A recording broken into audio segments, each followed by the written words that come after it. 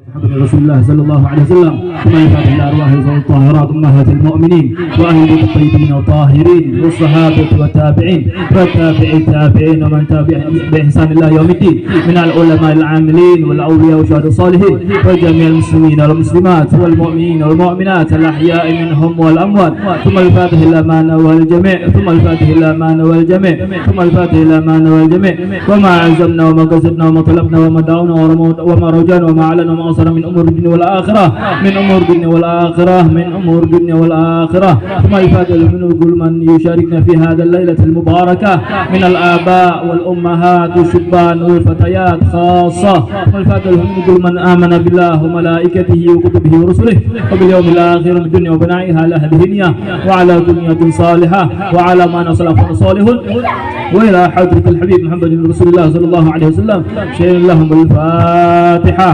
أعوذ بالله من الشيطان الرجيم. بسم الله الرحمن الرحيم. الحمد لله رب العالمين الرحمن الرحيم مالك يوم الدين إياك نعبد وإياك نستعين اهدنا الصراط المستقيم صراط الذين أنعمت عليهم غير المغضوب عليهم ولا الضالين آمين. صلى الله على محمد صلى الله عليه وسلم صلى الله على محمد صلى الله عليه وسلم صلى الله على محمد صلى الله صلى الله على محمد صلى الله عليه وسلم صلى الله على محمد صلى الله عليه وسلم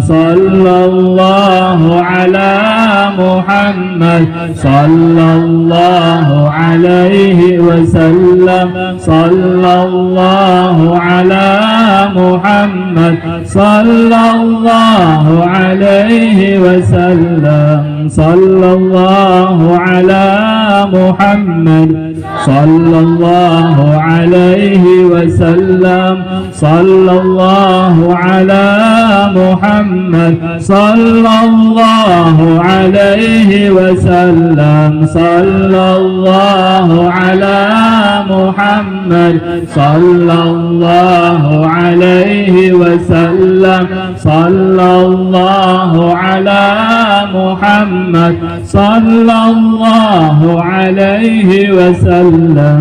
السلام عليكم ورحمة الله وبركاته. Alhamdulillah wassalatu wassalamu ala sayyidina Rasulillah sayyidina Muhammad bin Abdullah wa ala alihi wa sahbihi wa la hawla wa la quwwata illa billah subhanaka la ilma lana illa ma 'allamtana innaka antal alimul hakim. Rabbi shrah li sadri wa yassir li amri wa hlul 'uqdatam min lisani yafqahu qawli bi jahin nabi wa sahbihi alim ba'd. Alhamdulillah, kita pada malam hari ini, malam yang penuh dengan keberkahan, insyaallah kita berkumpul di musola Ar-Rahman ya insyaallah berkat kita berkumpulnya di sini, semoga Allah Subhanahu wa taala ampunkan segala dosa-dosa kita. Allah Subhanahu wa taala angkat derajat kita. Allah Subhanahu wa taala muliakan hidup kita dan Allah Subhanahu wa taala bahagiakan kita di dunia dan akhirat. Amin amin ya rabbal alamin. Yang mana malam hari ini kita bertepatan dengan malam Kamis ya, yaitu tepatnya tanggal 7 April 2021, kalau kata orang bertepatan dengan 24 Sya'ban 1442 Hijriah. Alhamdulillah, Masya Allah, la quwwata illa billah. Ya Rasulullah, salamun alaik ya rafi'a syani wa daraji ya Rasulullah, salamun alaik ya rafi'a syani wa daraji ya Rasulullah,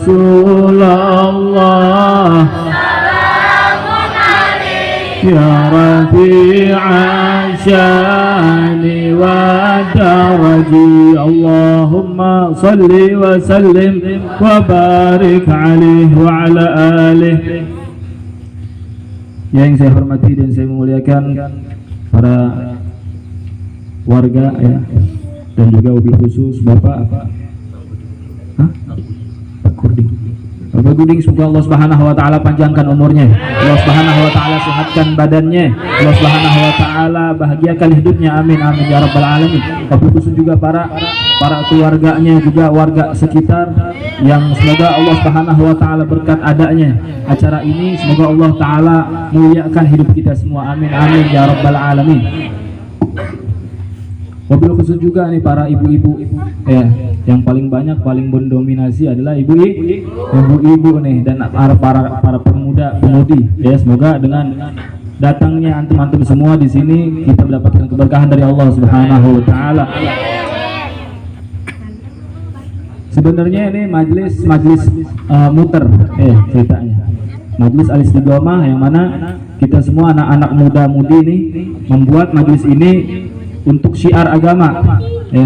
Syiar agama yang mana bisa saja di satu tempat, akan tetapi lebih baik kita muter, sehingga dikatakan bahwasanya ada seorang yang di daerah Banjarmasin, ada seorang peneliti tersebut pernah bertanya sama salah satu Habib pernah ngitung nggak kira-kira berapa jumlah umat muslim di Indonesia yang dia ikut majlis taklim, yang dia ikut majlis majlis maulid, pernah ikut duduk sama ulama, ketemu sama ulama. Kira-kira Habib pernah ngitung nggak? Kata itu orang.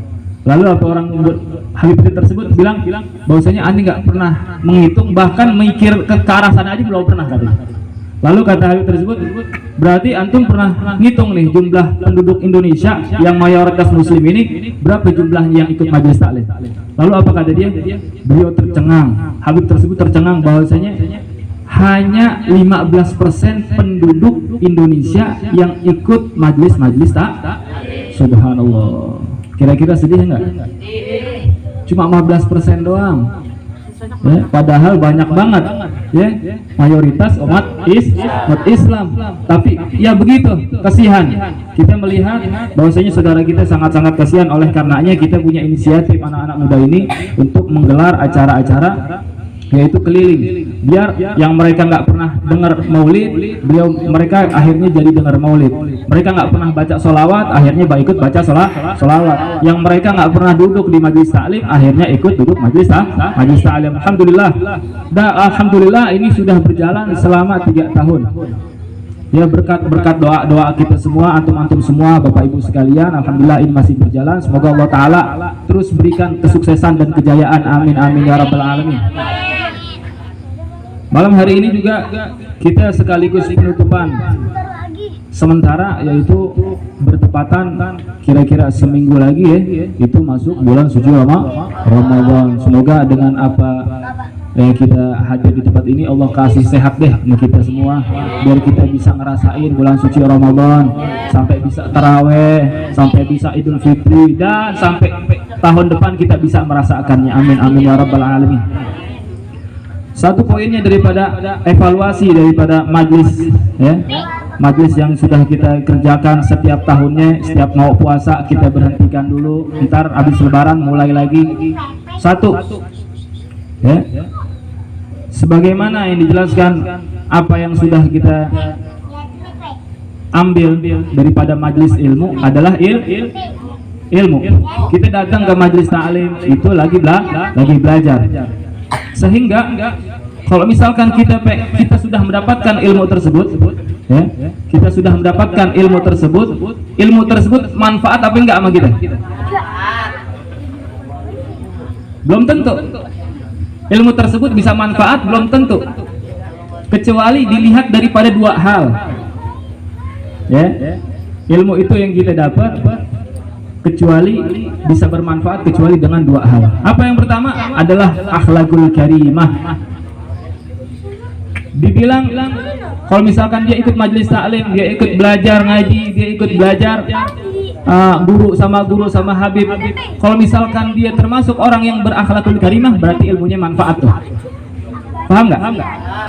Akan tetapi mohon maaf, jikalau dia ikut majelis taklim, dia ikut pengajian dan sebagainya, kalau misalkan tetap akhlaknya tidak baik, maka sama saja ilmunya tidak bermanfaat. Wal'iyadzubillah. Semoga kita semua ilmunya manfaat semua. Amin amin ya rabbal alamin. Yang kedua,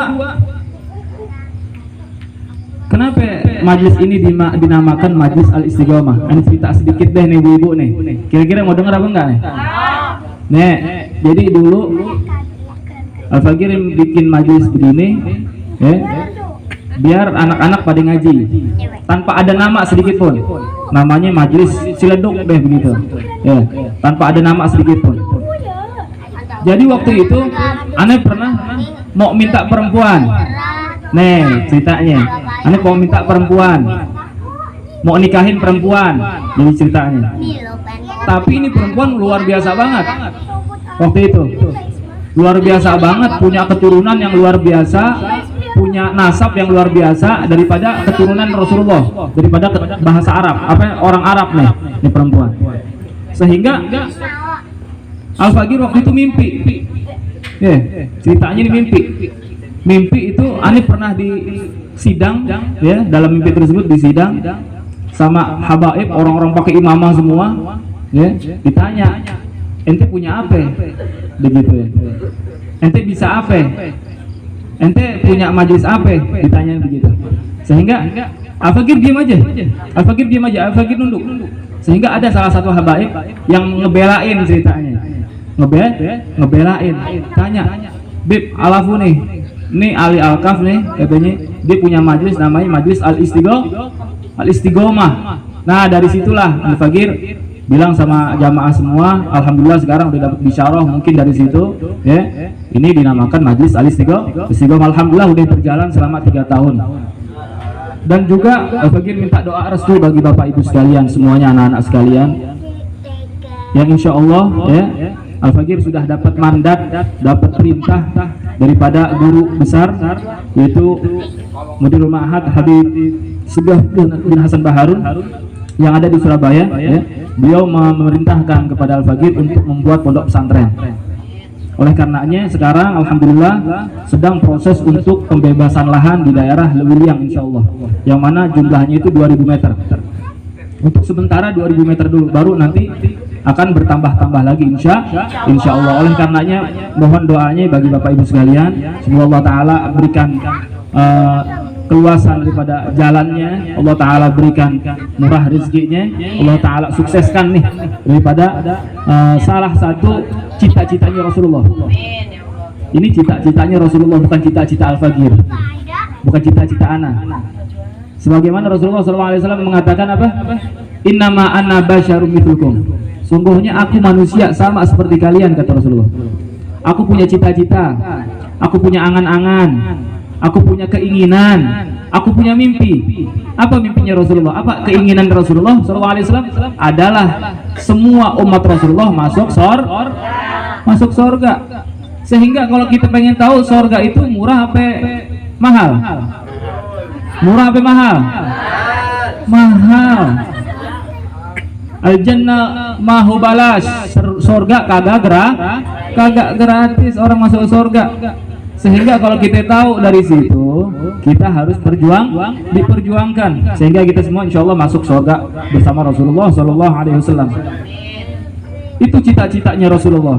Semua umatnya masuk surga. Akan tetapi banyak umatnya Rasulullah yang kagak mau masuk surga. Kaget nggak kira-kira? Banyak umatnya Rasulullah kagak mau masuk surga. Siapa? Man ya Rasulullah, kata para sahabat. Siapa ya Rasulullah? Mereka yang maksiat sama Allah, mereka yang maksiat sama Rasulullah SAW. Mereka yang kagak turut, kagak manut, kagak ikutin perintah Allah, dan mereka yang kagak nurut, kagak manut, kagak ngikutin perintah Rasulullah SAW. Itulah mereka yang tidak mau masuk surga. Semoga kita semua yang ada di sini kita masuk surga berkat mengikuti jalannya Rasulullah SAW. Bapak Ibu sekalian, yang kedua dinamakan Al-Istiqomah, ya. Yang pertama adalah akhlakul karimah, ya. Yang mana ilmu bisa dibilang di ciri-ciri bermanfaat atau tidak. Yang pertama akhlakul karimah, dia berakhlak yang baik, dia terus sopan santun, ikutin ajaran Rasulullah SAW. Yang kedua adalah al-istiqomah. Mereka kalau misalkan dilihat ciri-cirinya itu ilmu bermanfaat atau tidak adalah dengan melihat istiqomahnya apa tidak. Sehingga kata Allah Subhanahu wa taala, wa allau istaqamu ala tariqatin fastaqainahum ma'an ghadaqa, kata Allah Subhanahu wa taala. Kata Allah Ta'ala, kalau misalkan aja andai saja itu orang-orang semuanya istiqomah, maka aku akan berikan air yang begitu sejuk untuknya. Maksudnya kebahagiaan. Sehingga kunci daripada al-istiqomah adalah al-istiqomah khairum min alfi karamah. Kalau misalkan kita pengen tahu, gak usah dilihat deh ini orang wali apa bukan. Gak usah dilihat karomahnya apa, gak usah. Itu orang bisa terbang misalkan, baru dibilang wali. Enggak, karomah itu bisa didapatkan sama orang yang bertakwa juga bisa. Karomah sesuatu yang gak masuk akal logika, namanya itu karomah. Sehingga orang yang bertakwa pun bisa dapat itu. Kalau misalkan udah istiqomah, maka itu lebih baik daripada 1000 karomah. Lalu yang kalau kita ingin mengetahuinya, bahwasanya Al-Habib Syekh Abu Bakar bin Salim itu salah satu yang mana habaib yang istiqomahnya luar biasa banget. Beliau ini istiqomah dalam berwudu. Bayangin ya Bu, istiqomah dalam berwudu. Beliau sholat isya, sholat subuh dengan wudunya isya.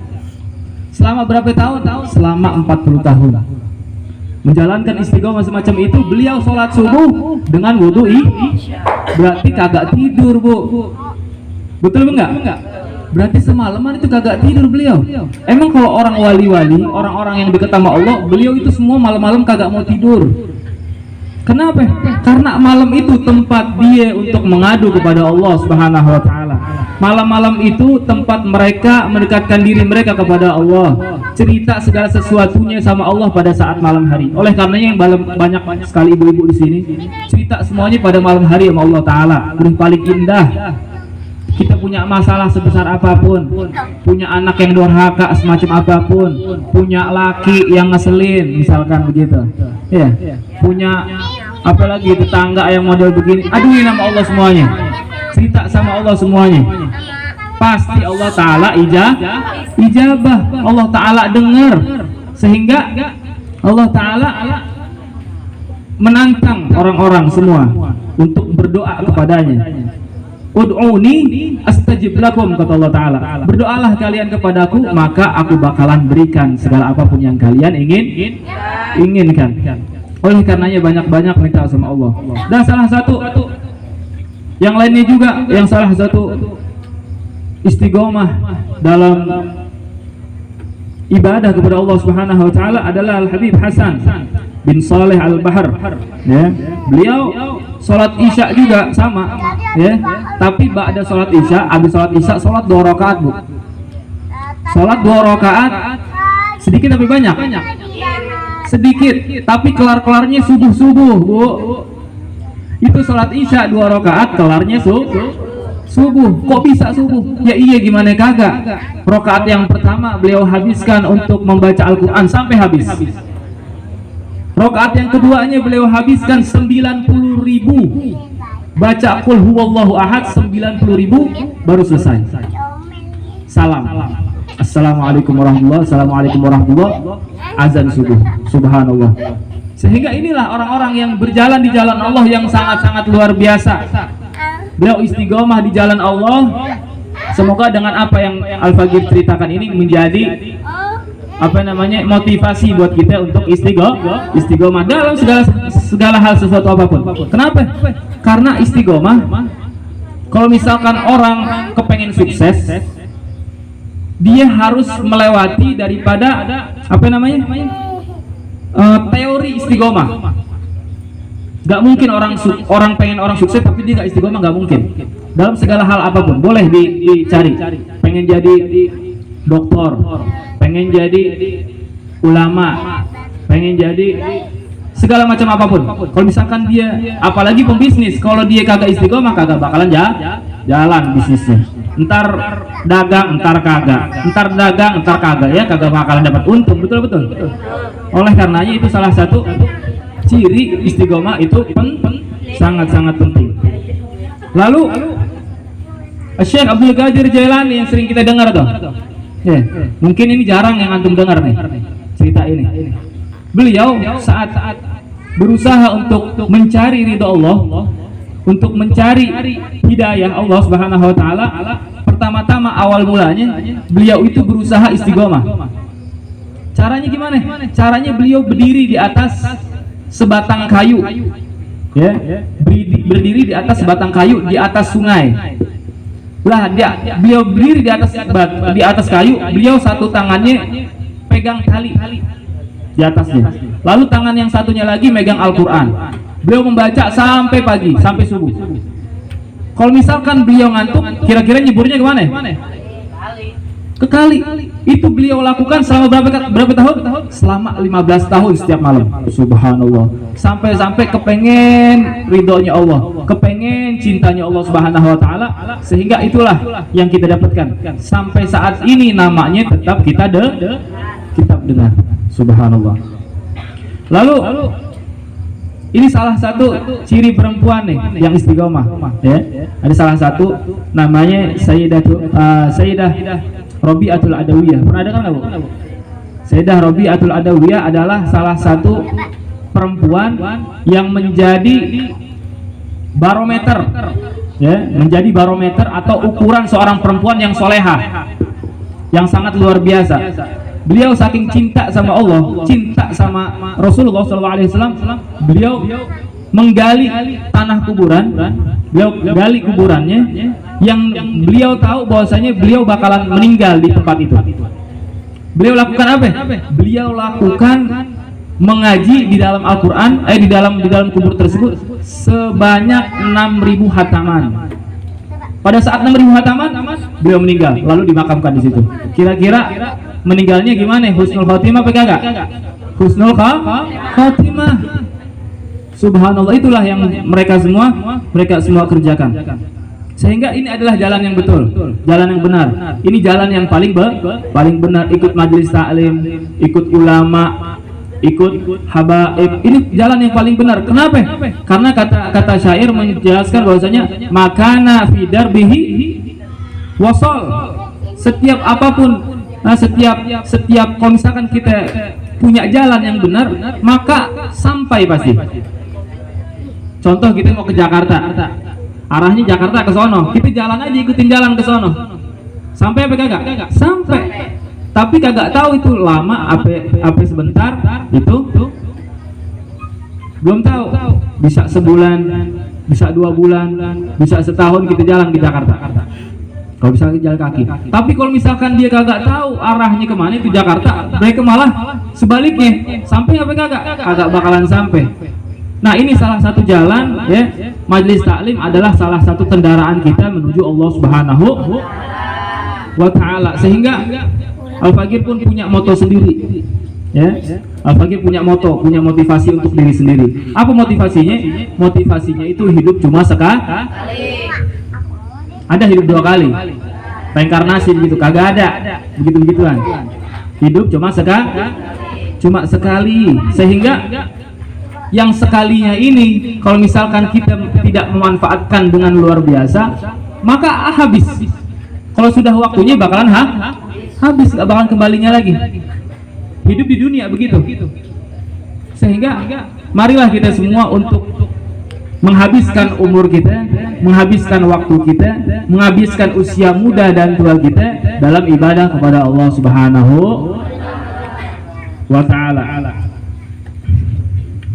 Yang paling penting di sini adalah ikhtiar, ya. Ikhtiar dan usaha, sehingga kita akan mendapatkan ilmu yang bermanfaat itu. Semua yang kalian lakukan ini dalam menuntut ilmu, belajar, menghafal, ya, yang kalian catat, yang kalian diuji oleh guru, hadirnya tanpa ada bolos, itu semua hanya proses. Nah, semua yang kita lakukan dalam majelis ilmu, kita lakukan dalam belajar, semua ujian, semua cobaan yang kita dapatkan, semua yang kita alami dalam majelis ta'lim, itu semua hanya proses. Proses untuk apa? Menuju kesuksesan. Segala sesuatunya pasti diuji, gak mungkin enggak, apalagi di dunia. Ya, bahwasanya ad-dunya darul hammin wa ghammin wa fitnatin wa bala'in. Sungguhnya dunia adalah tempatnya diuji, dicoba, difitnah, dicaci maki. Itu dunia tuh. Sehingga kalau misalkan kita tahu, kita nggak bakalan kaget lagi mendapatkan hal itu. Siapa yang ngasih tahu?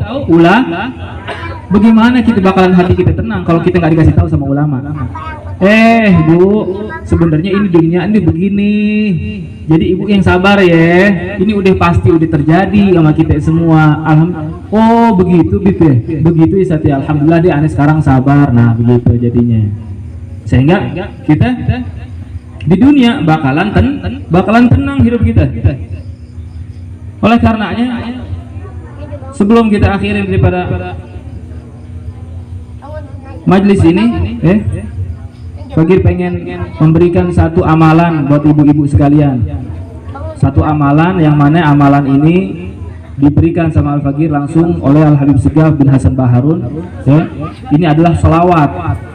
Yang sholawat ini terserah ibu mau berapa banyak bacanya. Ibu semua ikutin ya. Bismillahirrahmanirrahim. Bismillahirrahmanirrahim. Allahumma salli wa sallim ala sayyidina Muhammadin sahibil bushra salatan tubashiruna biha wa ahlana wa auladana wa jami'a masyayikhina wa muallimina wa talabatana wa talibatina min yaumina hada ila yaumil akhirah. Nah ini dibaca namanya sholawat al-bushra. Ini fadilahnya dibaca sholawat ini 41 kali sama saja membaca yasin 41 kali. Kira-kira ada yang di sini pernah baca yasin 41 kali kelar satu hari? Itu juga setahun sekali bacanya. Pas di kuburan itu juga baru kemarin tuh katanya mah. Iya. Oleh karenanya ini sholawat bushra dibaca 41 kali. Sedikit atau banyak tuh barusan? Sedikit, pendek. Dibaca 41 kali sama saja dengan mujarrabnya itu baca yasin 41 kali. Kita punya hajat apapun, kita punya keinginan apapun, wabil khusus saya minta buat ibu-ibu sekalian untuk doain saya Al-Fakir. Umur saya masih muda, masih 25 tahun. Masih 25 tahun. Tapi ini mandat yang sangat berat, yang sangat besar untuk bangun pondok pesantren. Oleh karenanya minta doa sekalian buat bapak ibu sekalian. Semoga Allah Ta'ala kasih kekuatan daripada punggung saya. Allah berikan kekuatan hati saya buat semangat terus berjuang di jalan Allah Subhanahu wa Ta'ala. Kira-kira kepengen nggak punya anak model begini? Bener. Jadi jadiin mantu mau nggak? Ya anaknya laki. Kalau anaknya laki, kalau perempuan ngasih apa kagak nih? Dikasih. Tapi Habib udah punya anak. Saya udah punya bini, punya anak, dikasih tetap. Oh kagak, ya Allah ya Rabbi. Jadi begitu. Minta doanya. Ane mau umur masih muda, tapi punya mandat yang sangat besar.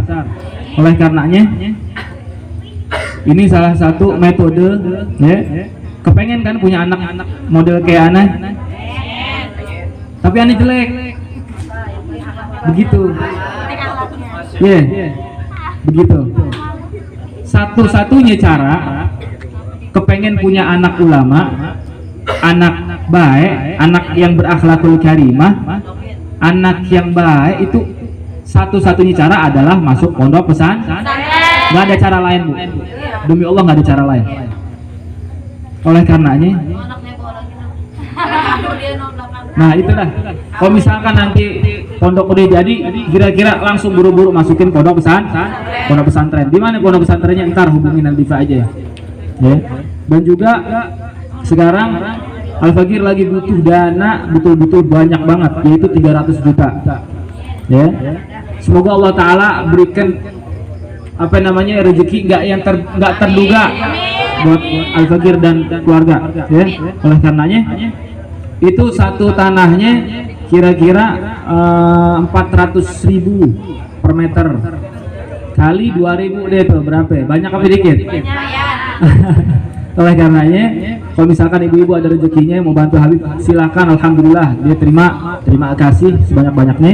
Terakhir kita baca sholawat ini dengan nada, ya, dengan nada tibil qulub biar langsung hafal. Kemarin di daerah Tangerang dan sekitarnya itu Anda bacakan 3 kali dengan nada langsung hafal, ya. Ini dengerin baik-baik nih, ya. Bismillahirrahmanirrahim. Allahumma salli wa sallim ala sayyidina Muhammadin sahibil busyra salatan tubashiruna biha wa ahlana wa auladana wa jami' masyayikhina wa mu'allimina wa talabatana wa talibatina min yaumina hada ila yaumil akhirah.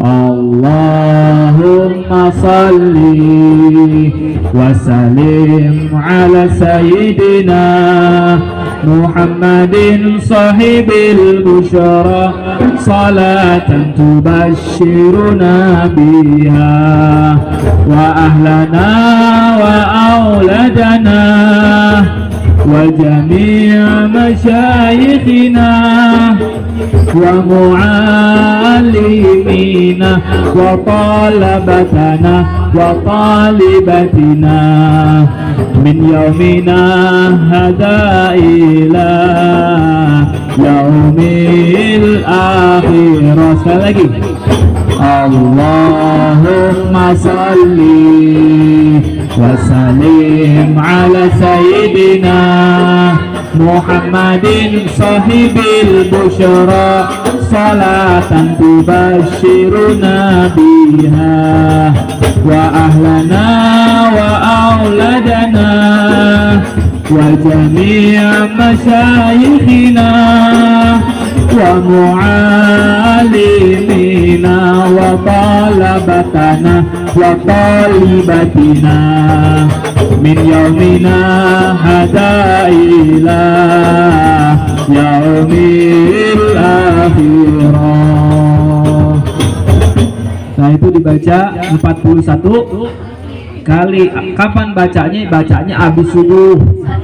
Habis sholat subuh dibaca tuh. Ibu-ibu pasti rajin deh sholat subuhnya. Beda sama bapak-bapak ada yang gitu, ya, beda banget.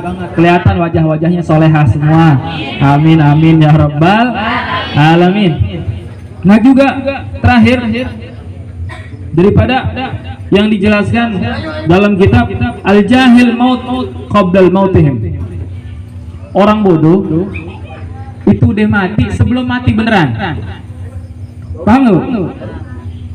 Ini orang bodoh nih, orang bodoh. Dia mati sebelum mati beneran. Kok bisa?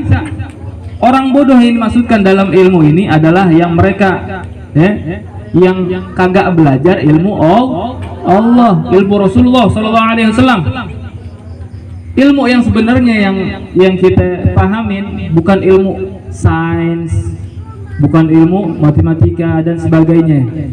Ilmu yang dianjurkan oleh Rasulullah SAW adalah ilmu takut kepada Allah. Kalau misalkan udah anak-anak kita dididik dengan takut kepada Allah, kagak bakalan berani sama kita, kagak bakalan berani maksiat, kagak bakalan berani minum-minuman keras, kagak bakalan berani namanya narkoba dan sebagai pacaran, apalagi kagak bakalan berani karena takut mendekatkan kepada zina.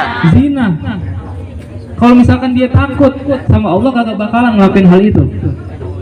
dan terjadilah itu ilmunya bermanfaat. Kalau misalkan ilmu gak bermanfaat, maka semuanya diterabas sama dia. Oleh karenanya orang yang hidup ya seakan-akan dia mati sebelum mati beneran. Nah, nih, ya. Kan orang hidup itu biasanya memberi manfaat, betul apa enggak? Orang hidup memberi manfaat, bisa ngebantu orang, bisa disebut namanya, bisa berinteraksi sama orang, menyelamatin orang, banyak tuh orang hidup tuh. Tapi banyak orang hidup sekarang kagak nyelamatin orang, kagak ngebantu orang, kagak nolong orang, kagak manfaatin orang. Berarti hidup apa mati itu orang? Mati. Oleh karenanya ini salah satu ya, poin buat kita semua.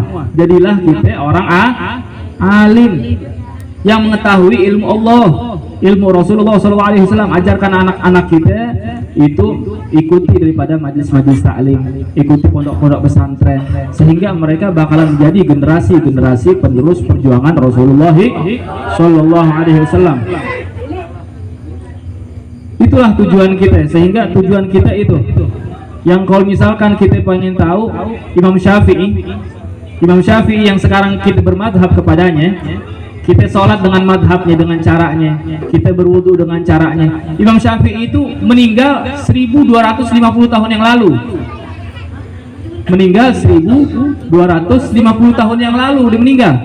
Tapi sampai sekarang namanya masih disebut, karangannya masih dibaca, ilmunya gola Syafi'i, gola Imam Ahmad bin Hanbal, gola Rafi'i, gola yang banyak sebagainya semuanya. Ya, mereka tetap dibaca, tetap diagungkan namanya, tetap disebut namanya. Nah ini kalau misalkan kita mau seperti itu, maka harus berjuang. Ayo kita punya anak generasi kita, masa kita punya anak 5 kagak ada yang jadi ulama? Betul enggak? Kita jadi punya anak 5, 1 aja kagak jadi ulama, kagak jadi yang namanya penerus perjuangan Rasulullah. Yang mereka itu semua, mereka ulama ini, mereka ngelindungin umatnya Rasulullah, mereka ngebantu mereka yang rusak-rusak ini dibenerin sama nih ulama. Sehingga bangga banget kalau misalkan orang tua punya anak ulama. Satu-satunya cara begitu doang, Bu. Saya ngomong di mana-mana ya begitu.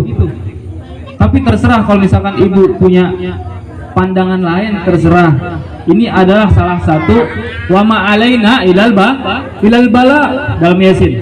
Ya. Tugas kita hanya menyampaikan. Ibu-ibu semua, bapak-bapak semua mau terima apa enggak itu terserah kalian semua. Akan tetapi ini adalah akhir zaman yang sangat luar biasa sekali. Fitnah di mana-mana. Anak kita nggak bisa kita jagain, bahkan kita kerangkeng juga, kita ikat juga bisa lepas. Zaman sekarang begitu. Kita kunciin di kamar mandi nih, tetap bisa jebol tuh kamar mandi sama nih anak. Oleh karenanya satu-satunya cara untuk mengikat dia adalah mengikat hatinya. Mengikat hatinya dengan cara apa? Dengan cara mereka didengarkan hadis-hadis Rasulullah. Mereka diajarkan tentang ilmu-ilmu Rasulullah. Di mana adanya? Ada di pondok-pondok pesantren. Oleh karenanya dikatakan oleh ulama yang selamat di akhir zaman ini adalah hanya 3 golongan saja. Yang pertama adalah mereka yang masuk pondok pesantren. Yang kedua, mereka yang ikut majelis taklim. Yang ketiga adalah mereka yang ikut madrasah diniyah. Kenapa itu semua mereka selamat?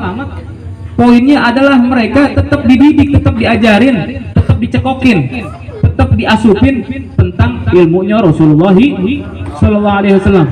Sehingga diantara mereka ada yang menjadi perempuan-perempuan solehah, diantara mereka menjadi laki-laki suami-suami yang soleh, menjadi anak-anak generasi penerus bangsa. Itu tujuannya. Sehingga punya cita-cita yang wajib begitu. Saya punya cita-cita, anak saya banyak, Bu. Anak saya pengen 17. Kalau misalkan ibu pengen tahu, ya, pengen 17. Tapi ingat, semuanya harus jadi ulama. Saya kepengen begitu. Oleh karenanya niat saja dulu dari sekarang. Ya Rob, saya pengen niat anak saya masukin pondok pesantren biar jadi ulama.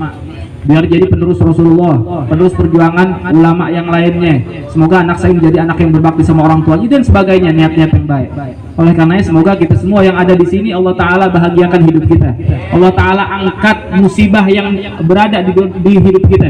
Allah Subhanahu Wa Ta'ala angkat musibah yang ada di Indonesia, khususnya virus corona. Semoga Allah Ta'ala sehatkan badan kita, jaga diri kita, jaga orang tua kita, jaga anak-anak kita, jaga sanak saudara kita, jaga keturunan-keturunan kita daripada fitnah akhir zaman, daripada kerusakan alam. Allah Subhanahu Wa Ta'ala berikan kita ketenangan hati, ketenangan jiwa, yang semoga Allah Subhanahu Wa Ta'ala memberikan kita rezeki yang berlimpah, yang barokah, yang banyak. Semoga kita semua berangkat untuk ziarah ke Rasulullah SAW di Mekah dan Madinah. Allah Subhanahu Wa Ta'ala mudahkan urusan-urusan kita. Yang punya hutang Allah Subhanahu Wa Ta'ala lunaskan. Yang punya kesulitan Allah Ta'ala mudahkan. Yang dalam dirinya ada segala sesuatu keburukan Allah Ta'ala rubahkan. Semoga kita semua meninggal dalam keadaan husnul khatimah, dalam keadaan husnul khatimah, dalam keadaan husnul khatimah, yang mana Zainal Uthman bin Affan menangis jikalau mereka ada seorang yang mengatakan bahwasanya ceramah di alam kubur itu begini. Zainal Uthman bin Affan, kalau misalkan ada orang yang menceritakan tentang alam kubur tuh begini, mereka menangis, dia menangis. Akan tapi pada saat diceritakan tentang neraka, dia nggak menangis. Ditanya, wahai Sayyidina Utsman, kenapa engkau diceritakan tentang alam kubur engkau menangis, tapi engkau pada saat diceritakan neraka engkau menangis? Bahwasanya beliau mengatakan, kalau di alam kubur saya sendirian, di neraka banyak orang-orang katanya, sehingga kalau misalkan di neraka saya diadab, saya nggak bakalan ringan lah. Kalau misalkan kenapa? Karena ada teman saya di kiri kanannya ada orang, tapi di alam kubur kagak ada siapa-siapa. Di alam kubur kagak ada yang nemenin kita. Sehingga kalau misalkan ditanya, bang lu cinta nggak sama gue bang? Cinta nih katanya. Lu temenin gue bang, ntar kalau pas gue mati ya bang. Mana mau nggak kira-kira? Kagak bakalan mau. Iris kuping Habibnya. Cintanya luar biasa katanya. Apalagi cintanya cinta mati, kagak bakalan dia mau untuk nemenin kita di kuburan, kagak bakalan. Oleh karenanya kita nggak ada yang bisa nemenin kita di alam kubur kecuali amal ibadah kita, kecuali akhlakul karimah kita, kecuali keistiqomahan kita berjalan di jalan Allah Subhanahu Wa Ta'ala. Oleh karenanya terakhir, semoga dengan apa yang kita hadir di sini, kita baca Fatihah. Silahkan ibu-ibu semua untuk baca Fatihah, untuk niatkan segala sesuatu yang dihajatkan. Semoga Allah Subhanahu Wa Ta'ala kabulkan. Silakan Fatihah.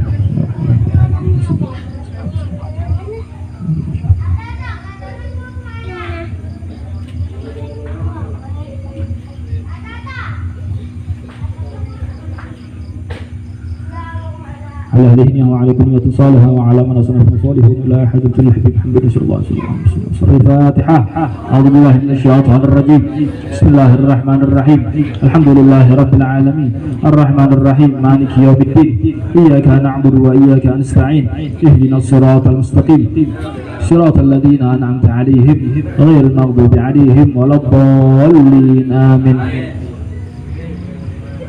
ربنا تقبل إنك أنت السميع العليم وتب علينا إنك أنت التواب الرحيم. اللهم تقبل أعمالنا وأصلح أحوالنا واجعل بطاعتك اشتغالنا والخير عملنا والسعادة آجلنا. اللهم بارك في أولادنا، اللهم بارك في أولادنا، اللهم بارك في أولادنا ولا تضرهم ووافقهم لطاعتك ولطاعة نبيك وارزقنا برهم. اللهم اغفر لنا أمورنا مع الراحة لقلوبنا وأبداننا والسلامة والعافية في ديننا ودنيانا. اللهم مغفرتك أوسع من ذنوبنا ورحمتك أرجى عندنا من أعمالنا. اللهم تقبل أعمالنا. اللهم ربنا اللهم نسألك ما سألك من عبدك نبيك محمد صلى الله عليه وسلم ونعوذ بك ما سعادك من عبدك نبيك محمد صلى الله عليه وسلم. اللهم يا محول الأحوال حول حالنا والمسلمين إلى أحسن الحال. ربنا هب لنا من أزواجنا وذرياتنا قرة أعين واجعلنا للمتقين إماما. ربنا آتنا من لدنك رحمة وهيئ لنا من أمرنا رشدا. ربنا آتنا في الدنيا حسنة وفي الآخرة حسنة وقنا عذاب النار. Wa sallallahu ala sayyidina Muhammadin wa alihi wasallam. Walhamdulillahirabbil